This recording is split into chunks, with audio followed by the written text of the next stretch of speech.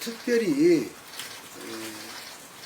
여기 입장문이라고 되어 있습니다만 특별한 어떤 그 입장을 발표한다기보다 그간의 과정을 총 정리하고 지금 탄핵 심판이 막바지로 가고 있는 상황에서 우리 변호인들의 보는 상황 등을 여러분들께 설명을 드리고 또 여러분들이 이 점에 대해서 좀 궁금해 하시는 부분에 대해서 설명을 좀 드리려고 합니다. 준비한 자료 토대로 제가 좀 말씀을 드리겠습니다.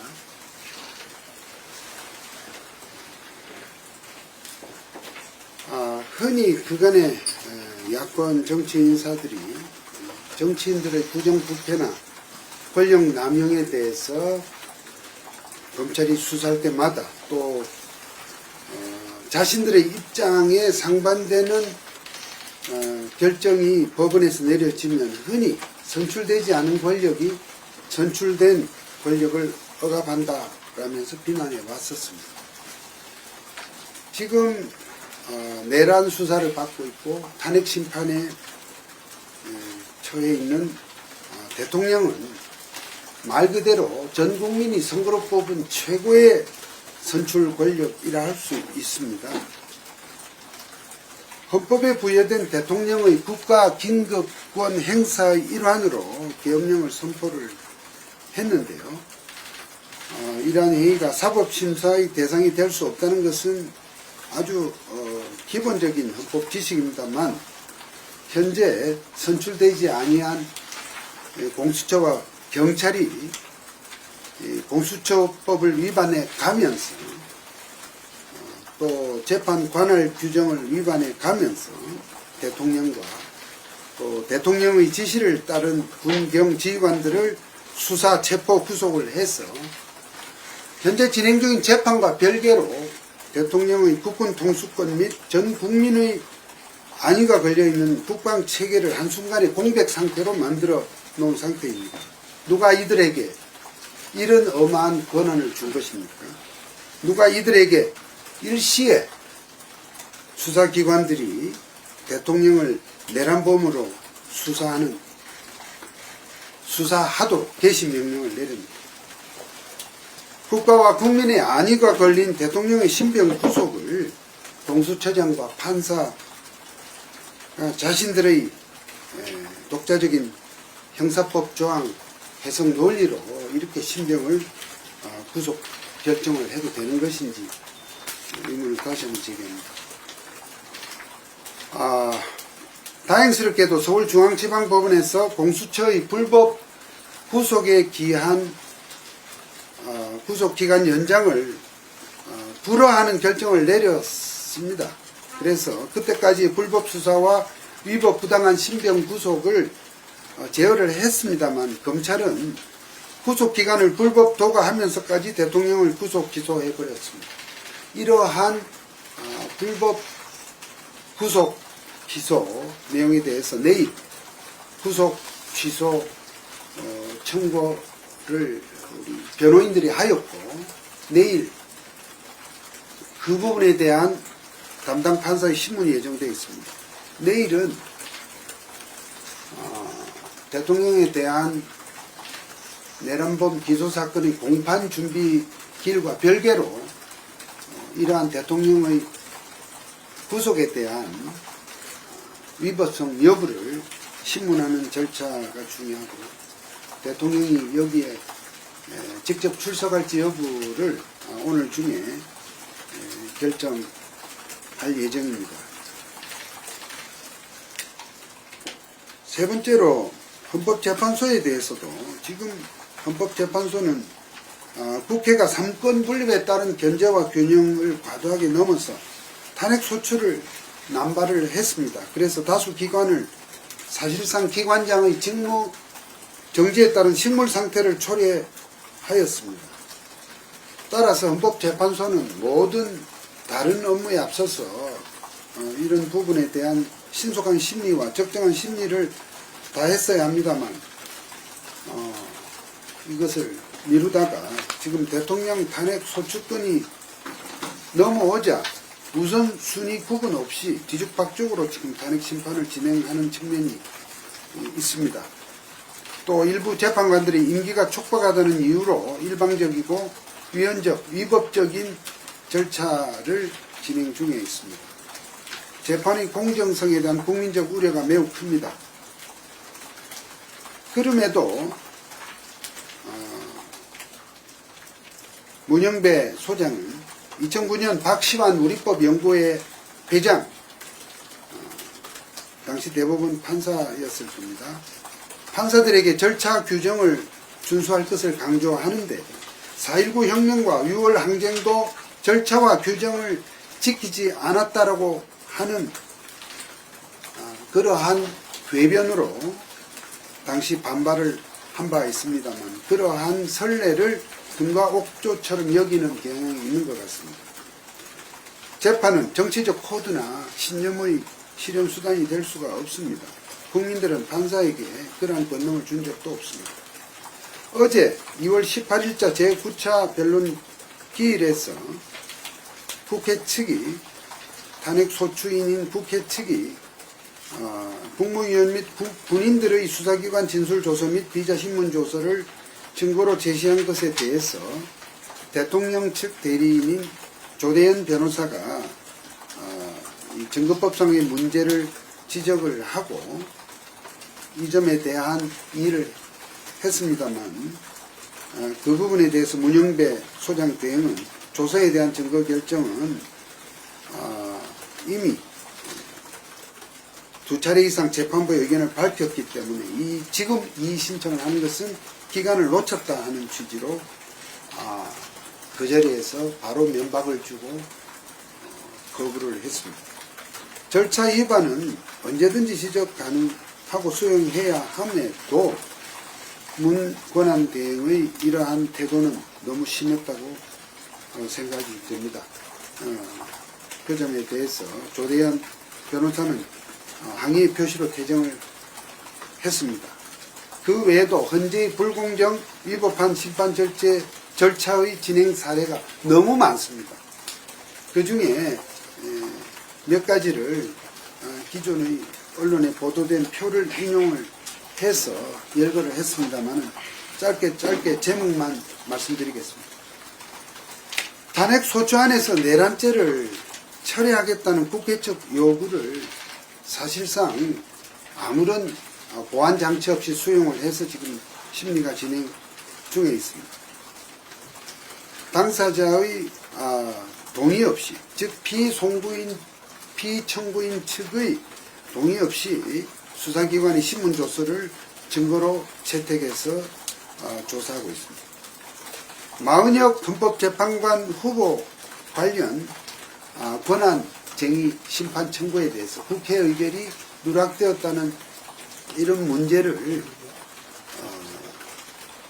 민주당의 사후에 추인할 수 있도록 했습니다. 피청구인에 대해서 법이 정한 답변 기한의 보장 없이 공판 기일을 재판관들이 임의롭게 한꺼번에 여러 차례를 지정을 해서 속성으로 진행하고 있습니다. 피청구인 측과 협의 없이 8차까지의 변론 기일을 지정을 했고요. 또 국회 측의 수사 서류 송부 촉탁을 그냥 수용을 했습니다. 증인 신문할 때 마땅히 기회를 주어야 할 피청구인 대통령에 대해서 그러한 권한을 제한을 하고 있습니다. 이러한 위헌적, 위법적 재판 진행에 대해서는 정말 법조계와 학계에서 많은 문제 제기를 하고 있고 이 점은 재판 결과에 관계없이 이러한 절차의 위법성에 대한 심각한 우려를 자초하고 있습니다. 지금 대통령을 우리법연구회 출신 인사들이 포위하고 있는 형국이라는 지적이 있습니다. 오동훈 공수처장은 우리법연구회 출신은 아닙니다만 그 후신으로 알려져 있는 국제인권법 연구회 출신이고요. 체포영장 1차 당시 발부를 하고 영장에 정말 법에도 안 맞게 형사소송법 110조와 111조의 적용을 배제하는 표시를 했던 이순영 서부지방법원 판사도 우리법 연구입니다. 소장 대행으로서 현재 불공정하고 위법한 심판 절차를 진행하는 문영배 재판관 또한 우리법 출신입니다. 곽종근 등 중요한 사건 관계인을 회유한 혐의가 짙은 박범계 민주당 의원 또한 우리법 연구 출신. 탄핵소추 대리인 대표인 송두환 이광범 변호사도 우리법 연구회 출신입니다. 우리법 연구회라고 해서 무조건 다 문제가 있다는 뜻은 아닙니다만 기묘하게도 이와 같이 모든 단계에서 우리법 연구회 출신들이 중요한 역할을 하고 있다는 점을 지적해 두고자. 최근 강일원 변호사, 이분은 박근혜 전 대통령 탄핵 심판 당시 주심 재판관이었습니다. 1월 19일자 매일경제에 쓴 칼럼에서 이번 윤 대통령의 탄핵 심판의 절차의 문제점을 논평하며 하는 글을 게재를 했는데요. 중요한 부분을 지적해 주었습니다. 윤 대통령 탄핵 사유 중에 내란죄 부분을 심판 절차 초기에 처리한 부분은 대단한 훈결이었습니다. 이러한 부분에 대해서 우리 피청구인 측 대리 대통령 변호인단은 새로운 국회 의결 절차가 필요하다고 요청했음에도 아무런 보정 절차 없이 지금 심리가 계속되고 있는 것을 아실 것입니다. 이럴 때에 법원 또 헌법재판소 안팎에서 박근혜 대통령 탄핵 때도 그러했다는 얘기들이 많이 나왔습니다. 그런데 강일원 변호사는 이렇게 지적합니다. 박근혜 전 대통령 심판 당시는 탄핵 사유를 철회한 것이 아니다. 당시 박근혜 대통령의 탄핵 소추 사유에 범죄 혐의가 여러 개 들어 있었는데 대통령은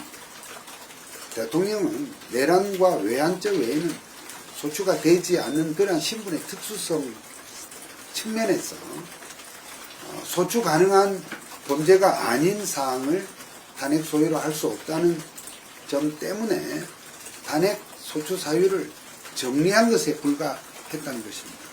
즉 이번처럼 일단 대통령에게 소추가 가능한 내란죄 부분을 국회에서 포함을 시켜서 탄핵 소추를 해놓고 탄핵 심판 시작 단계에서 그 부분을 철회하는 그러한 중요한 변경 행위를 하는 것에 대해서는 전혀 경우가 다르다는 것입니다. 그것을 가지고 과거 사례, 전례를 이유로 지금 국회 표결 절차의 보완 없이 이렇게 진행하는 것은 아주 심각한 결함이라는 점을 강일원 변호사는 지적하고 있습니다. 그 외에도 저희 지금 대통령에 대한 탄핵 소추권과 직접 관련 있는 사안은 아닙니다만 간접적으로 관련이 있습니다. 대통령의 탄핵 소추에 따라서 국정을 맡아서 권한대행 업무를 하고 있는 한덕수 대통령 권한대행에 대해서 국회가 탄핵 소추를 의결하면서 소추 의결 정족수에 매우 중요하고 명백한 시비가 있습니다. 200명의 소추 의결 인원을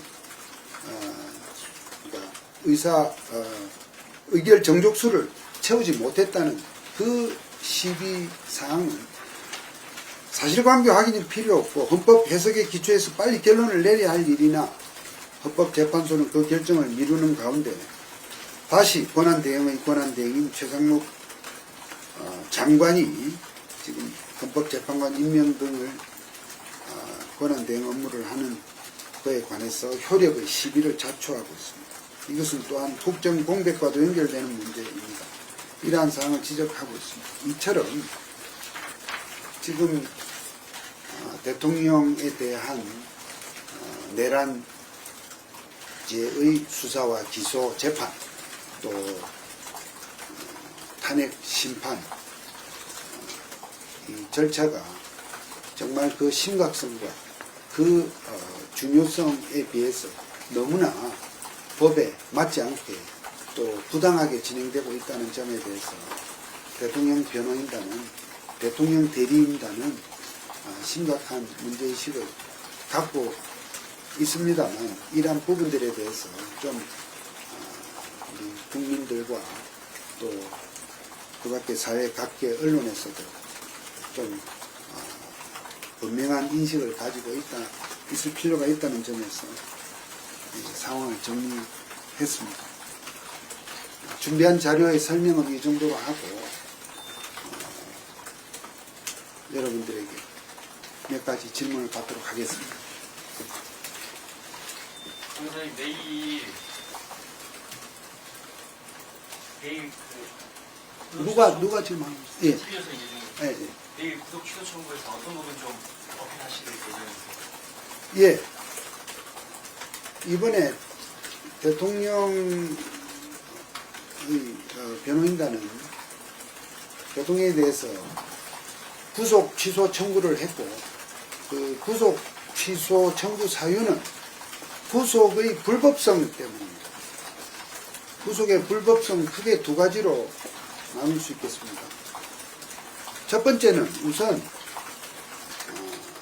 우리가 여러 차례 말씀드렸습니다만 정말 공수처가 수사 권한 없이 대통령을 수사를 해서 영장 청구를 했고, 또 서부지방법원에서 관할 위반해가면서 영장을 발부했던 그 원천적인 불법성과 또 그 이후에 내란 피의자로 구속된 대통령에 대해서 형사소송법이 정한 구속기간, 1차 구속기간 10일을 도과한 상태에서, 즉 구속기간이 구속 피의자에 대해서 구속기간을 구단으로 도과하게 되면 석방을 해야 합니다. 구속기간을 도과해서 구속 기소를 한 부분에 대해서 법원에 그 판단을 구하고 있는 것입니다. 이 자료 2페이지에 나와 있는 내용을 참고해 주시기 바랍니다.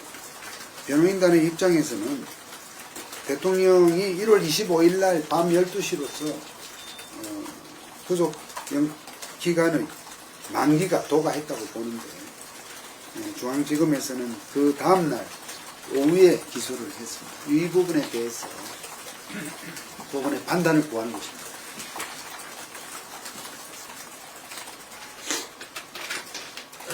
네. 세계일보 유경민인데요. 네. 원래 1차 구속 만기일이 24일이었던 걸로 기억을 하는데 25일로 하루 늘어났다고 보시는 건지, 그리고 그 근거가 뭔지 좀.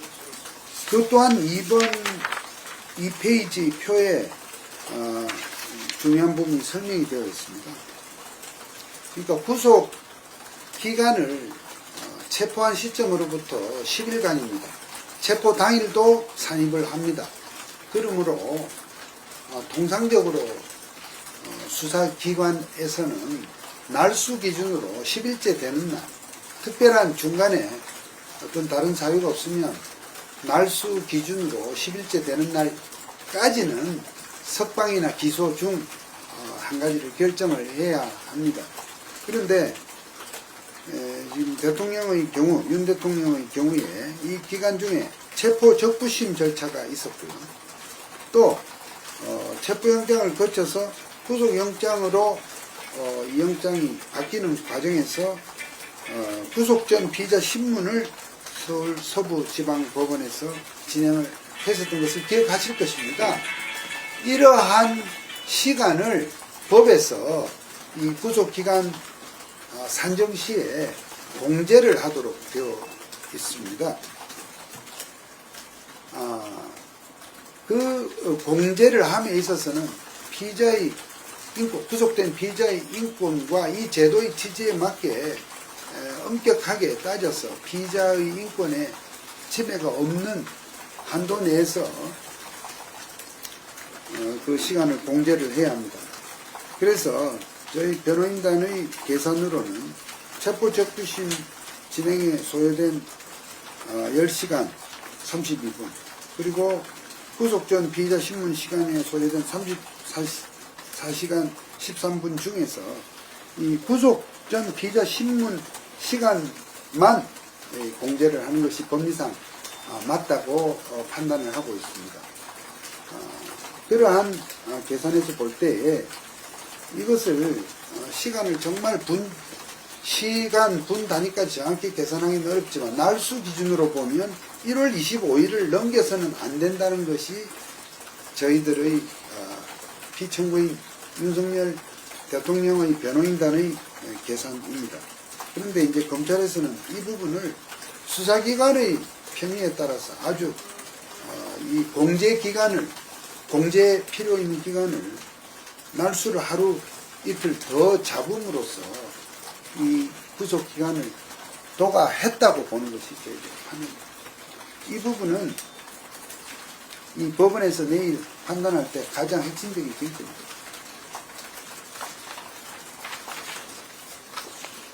예. 그 타임즈 정성원 기자입니다. 어느 사회 보면은 법보다 주먹이 가깝다는 말이 있고, 지금 한국 사회는 법보다 주먹, 그 주먹이 조폭 주먹이 아니고 좌파들 주먹이 더 가깝다고 생각하는데요. 그 지난번에 윤 대통령 변호인 측에서 중단 결심을 한다고 했고, 그것이 무엇인가? 앞으로 저 최악의 경우에 말이죠. 어떤 국민들 어떤 결심을 해야 될 것인지 최악의 경우 말씀드립니다. 예, 뭐 질문 취지가 좀 모호합니다만 저희들이 답변 드릴 수 있는 부분만 답변 드리겠습니다. 지난번 헌재 변론에서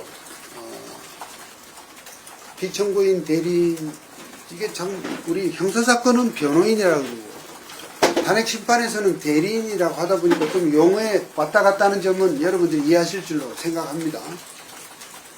피청구인 대리인단의 윤갑근 변호사가 중대 결심을 언급한 바 있습니다. 그것은 어디까지나 헌법재판소의 탄핵심판 절차 내에서의 중대 결심을 언급한 것입니다. 그리하여 대리인단의 집단 사태를 포함한 재판 절차 내에서의 중대 결심이었고, 그와 관련해서 한간에서 또 그리고 야당 일각에서 거론했던 대통령의 하야, 조기 하야와 같은 그러한 주장은 지금 대통령이나 대통령 대리인단 입장에서는 전혀 고려하지 않는다는 점을 다시 한번 말씀드리겠습니다.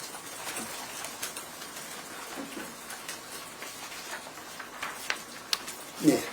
그러면 내일이 마지막 합의 신청 변론 기일인데 말씀하셨던 대리인단에서 했던 중대 결심을 할 수 있는 가능성이 있습니까? 예, 뭐 그러한 가능성은 이 재판 절차의 진행 경과에 따라서 언제든지라기보다 지금 사실은 재판이 지금 헌법재판소가 진행하려고 하는 이 절차가 이제 지금 막바지 단계이기 때문에 많이 남지는 않았습니다만은 어쨌든 최후의 상황까지도 어쨌든 대통령의 이 탄핵 심판 절차가 갖는 중요성과 또 우리가 적법성 준수 측면에서 저희들은 여전히 그 점에 대한 생각을 갖고 있다는 점 다시 한번 말씀드립니다.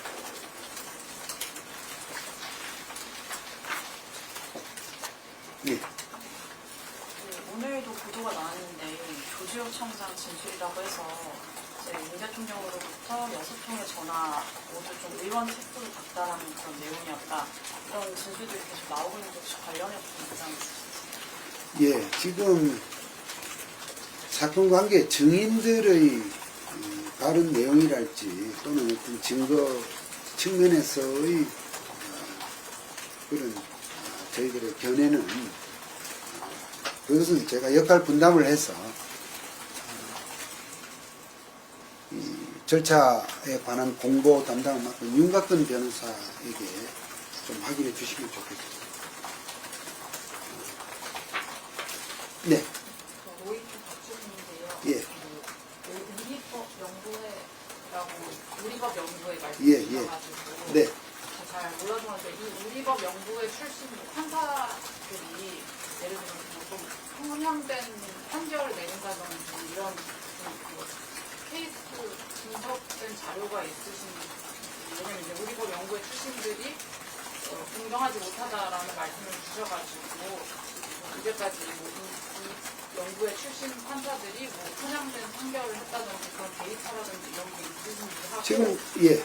그리고 이제 적법성에 대해서 계속 의문을 제기하신다고 하셔서 이제 현재 판결이 이제 막바지 재판이 막바지로 가고 있어서 혹시 어떤 결정이 나와도 헌재에서 그걸 받아들이지 못하신다는 말씀이신지.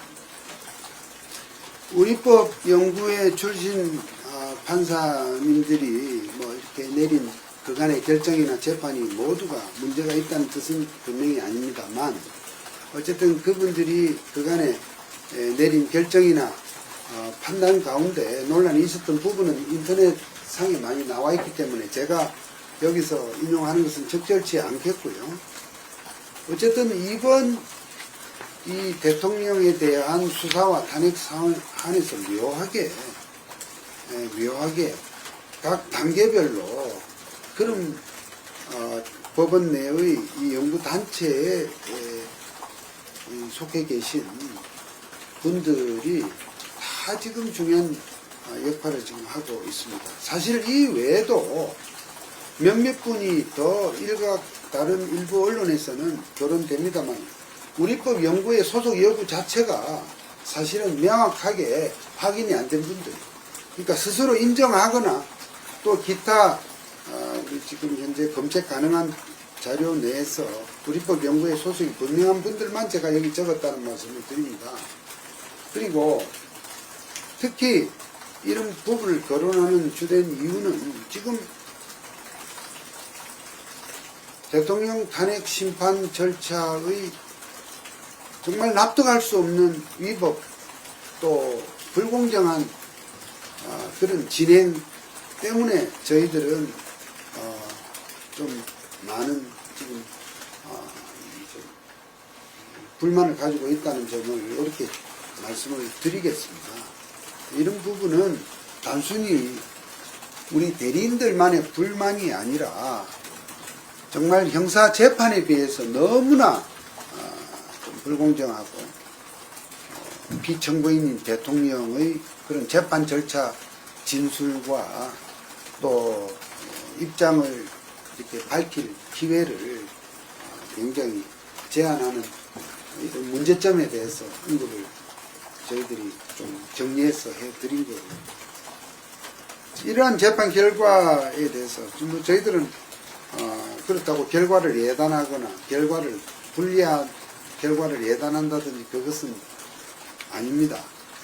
그러나 어쨌든 이러한 재판 절차의 이런 문제점들은 반드시 재판이 끝난 다음에 또 얘기할 수 있는 성질이 아니라고 생각하기 때문에 남은 재판 절차에서라도 이런 부분에 대한 각별한 각성이 필요하다는 점에서 이런 말씀을 드리게 되는 것이고요.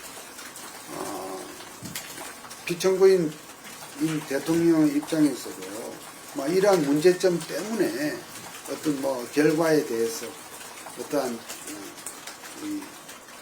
예를 들면 승복 여부랄지 이런 부분에 대해서는 지금 아무런 어떤 예정사항이 없다는 점은 분명하게 여러분들이 인식해 주시고요. 어쨌든 대통령도 법률가입니다. 누구보다도 이런 절차적 적법성에 대해서 잘 알고 있는 측면에서도 정말 대통령에게 증인신문의 기회도 제한을 하고 진술의 어떤 시간도 제한하는 이런 부분이 과연 정말 국민적 동의를 받을 수 있겠는가.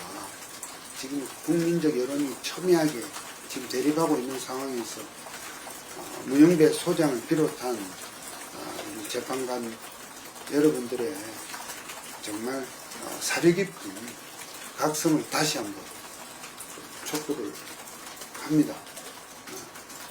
양쪽에 반드시 기계적으로 균등한 시간 배분을 해야 되는지도 좀 의문입니다만, 가령 그렇게 한다 하더라도 충분하게 더 이상 할 말이 없을 때까지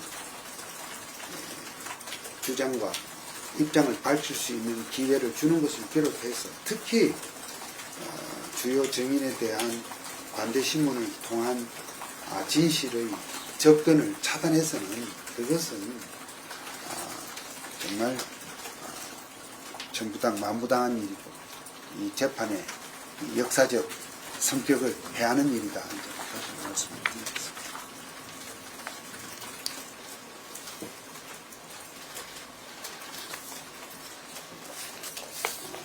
내일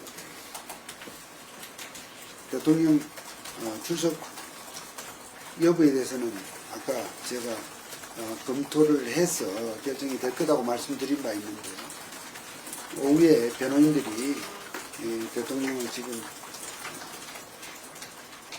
구치소에서 지금 접견 지금 가 있는 줄로 알고 있습니다. 그에 따라서 출석 여부 결정이 될 것이고, 또 오후에 3시부터 시작되는 헌법재판소의 변론기일 출석 여부도 이 오전에 진행될 후속 기소와 관련된 이 신문 절차의 어떤 진행 경과에 따라서 연동될 수 있다 이렇게 생각합니다. 재판 신문 절차가 만약 시간이 걸릴 경우에는 또 오후 변론 기일에 출석 여부에 또 영향을 미칠 수도 있는 이런 점은 여러분들께서 양지하여 주시기 바랍니다.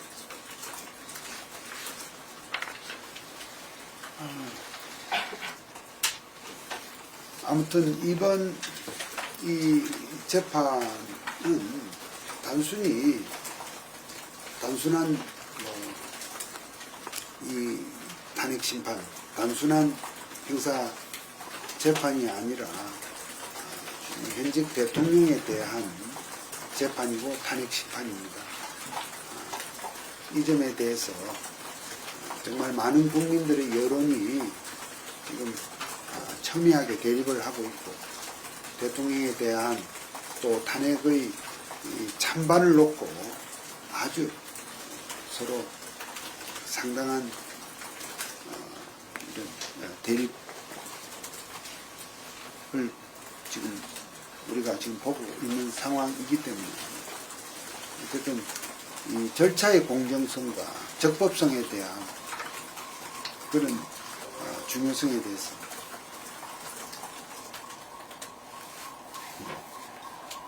담당 재판부와 헌법재판관 여러분들,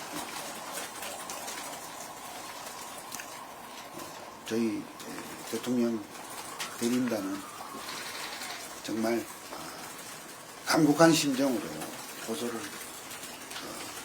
할 수밖에 없습니다. 그런 점에 대한 말씀을 이렇게 드리는 것으로 오늘 제가 말씀을 오늘 이 간담회를 마치려고 합니다.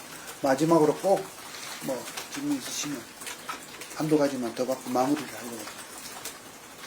한 가지 말씀드린 네. 것 중에 예. 조금 더 이해를 구하고 싶은 원하는 말씀 중에 대통령님도 결과에 대해서 승복 여부에 대해서 아무런 예정사항이 없다고 말씀하셨는데, 그럼 이 적법성에 대한 의문이 계속될 경우에는 탄핵 심판 결과에 대해서 승복하지 못할 수 있다는 말씀이십니까? 승복을 안 하거나 못하는 경우는 생각할 수가 없죠.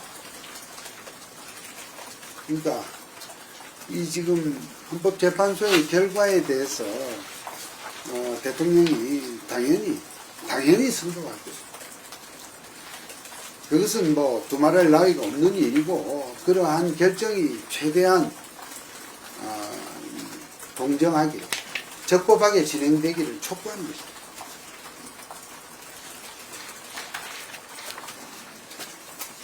예, 감사합니다. 여러분들 늘 수고 많으십니다. 예. 그 마지막에 그 국민들이 상당한 대립 상태라는 우려를 말씀을 하셨는데 네. 관련해서 뭐 최근에 그 서울지역 사건도 있고 현재에 대해서 비판이 아니라 공격이 계속되고 있다는 말들도 나오고 있어서 그 대통령께서 그런 쪽으로 통합 메시지를 내주셔야 되는 거 아닌가라는 의견도 있는데 그런 논의는 어떻습니까? 예, 뭐 그 부분은 저희들이 참고해서 적절하게 좀 대처를 하도록 하겠습니다. 지금 이런 바깥의 이런 국민적 이 여론이 이 대립한 부분에 대해서 지금 대통령으로서는 어떤 말씀도 이렇게 하신다는 것이 매우 민감하고 조심스러운 것이 사실입니다만 어쨌든 상황에 따라서 필요한 부분이 있다면 그렇게 대처를 하도록 하겠고 이 시점에서 미리 무슨 어떤 구체적인 말씀을 좀 드리기는 좀 적절치 않아 보입니다. 예, 예, 감사합니다. 내일 구속 취소 신문은 얼마 정도 시간 예상하고 계시는지 PPT 같은 것도 준비하셨는지 좀 준비 내용. 예, 준비도 하고 충분히 그러한 부분을 주장하고 밝히기 위해서 지금 오후 변론, 현재 변론 일자의 연기를 요청했습니다만 헌법재판소가 취한 태도는 몹시 유감스러운